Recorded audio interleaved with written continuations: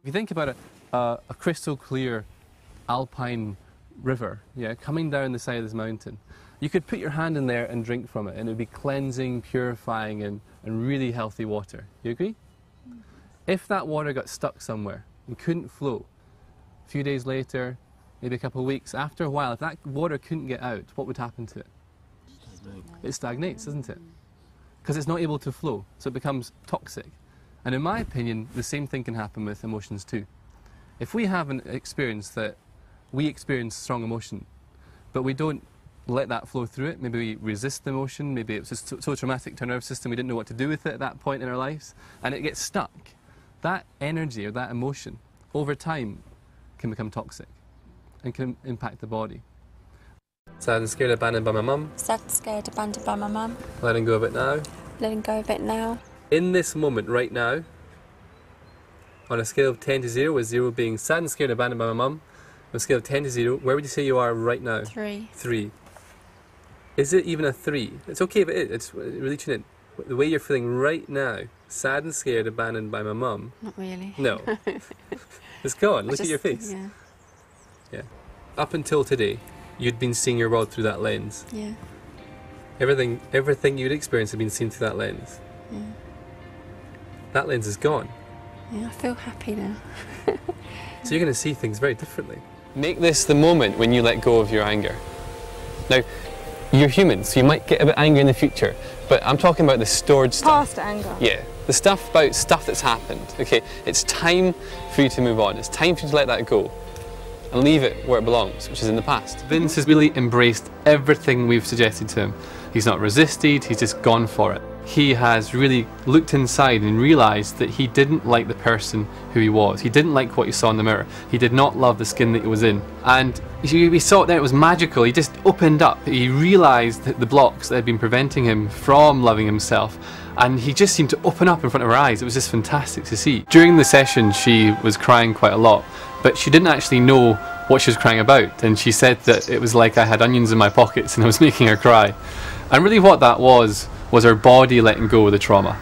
So although we were working on the mind, because the mind and body are connected, there was hurt and sadness that needed to let go of too, so she was just crying and it was her body releasing that too. So that was a really good sign. Gemma just rewired her whole head in about an hour. She had a huge amount of guilt attached to many aspects of her life, which caused her to really self-sabotage her health and deprioritise it. And all I did was clear emotion attached to past events that she felt guilty about, so that she could reprioritise her health. It can seem like an amazing thing to think that it's possible that an unborn child can pick up on what the mother's going through, but then it also kind of makes sense because they are connected. The nervous systems are one at that point. And so if a mother experiences a traumatic event, it is possible that that event and that trauma is experienced by the unborn child too.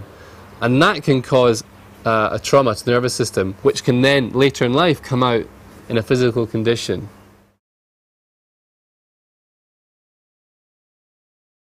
And in his first session with detox therapist Sandy, Alex revealed feelings that could contribute to his sweating.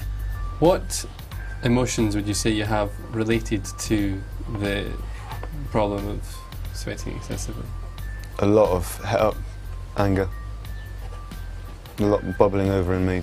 Angry, made to look stupid. Yeah. By offering Alex alternative interpretations of an event, whilst tapping on the body's energy points, Sandy's trying to help him override negative feelings. Come back into the room. Tell me a story. You said you were in art class, continue your story. Notice how you feel as you do it. So. I was in an art class, someone knocked the glue over, I picked it up, put it in the sink. Teacher shouted at me. And? How do you feel about it when you think about it now? That the teacher still shouted at me, but it's not bothering me. So it's not bothering you? There could be a link between the event in the school days and hyperhidrosis, because if you have an event that has high emotion attached to it, it can create a belief that just sits under the surface all these years and ends up coming out through something like a condition like hyperhidrosis. What did you want when you came to the spa? control of the illness, really. And do you feel you've got that now? Yeah, I do. Yeah? Yeah, definitely. Fantastic. Well, I remember on the first day you said you came here for freedom, so would you say you've got that? Yeah, definitely. Here's to freedom. Freedom. I brought you here today to this beautiful beach to do an ancient ritual which is designed to both help you let go but also move on. Now, in preparation for today, you've written a couple letters to certain people and saying things that you think you've said. So we're going to burn the letters, and the burning and the fire is very symbolic for transformation, okay, and change. And then we're going to take the transformed from paper to ashes, and we're going to put the ashes into the sea, into the ocean. We talk about these beliefs all the time, but what is a belief? How do you know something is true? Past experience. Past experience, You feel it, exactly. Mind detox therapist Sandy's theory is that beliefs, whether positive or negative, are formed in two main ways: through association with a novel experience like Kathy's wedding, or repeated ones. You walk into the living room and there's a family occasion and your mum or dad say, oh, so-and-so is the quiet one in the family, patting you on the head. And then the next week you go in and they go, oh, so-and-so is the quiet one in the family. And before you know it, you go, oh, I'm the quiet one in the family. Yeah? So through repetition and novel experiences, we can create beliefs. Juliet has a real phobia of being dirty. And that seemed to stem from a time that she had been bullied in a subway tunnel. And it could be that her mind had made a connection with feeling vulnerable and scared and the dirt that she'd seen around her in that tunnel. So Sandy is going to try a technique to reprogram her reaction to dirt. If you just close your eyes. The fast phobia cure method involves asking Juliet to repeatedly imagine experiencing the racist taunts in a different way. Almost you can see them coming out the mouth, hitting you, just falling off like nothing, just do nothing, just like. In fact, they don't even hit you. You've got this like bubble around you. You can imagine that, couldn't you? And the words come and hit the bubble. Which ultimately should scramble the negative subconscious programming causing her phobic response. And the bubble metaphor may be just what Juliet needed to protect her from her fears. I just think it's amazing that before, you'd be questioning if the supplements have been handled and, the water and everything has to be so clean all the time.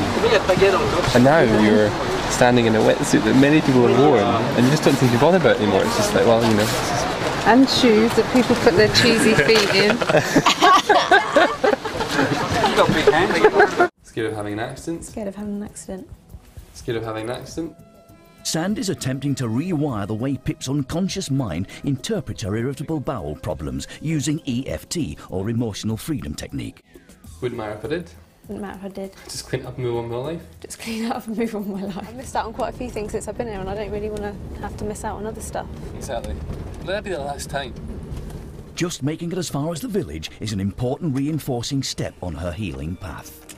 So now that the mind is much more clear, and the fear is gone, then we're just wanting to tell your body that in a way. Does that make sense? Yeah. How are you feeling? Yeah, not too bad actually. Okay. If you're not feeling too bad, then can you say you're feeling good? Yeah. So how are you feeling? Very good. Fantastic. Kathy has finally taken a huge leap forward on her journey from self-loathing to self-love. One final time, look in the mirror, look at you, look at where you've come to. Celebrate your feet, your legs, your hands, your arms. I'm so happy.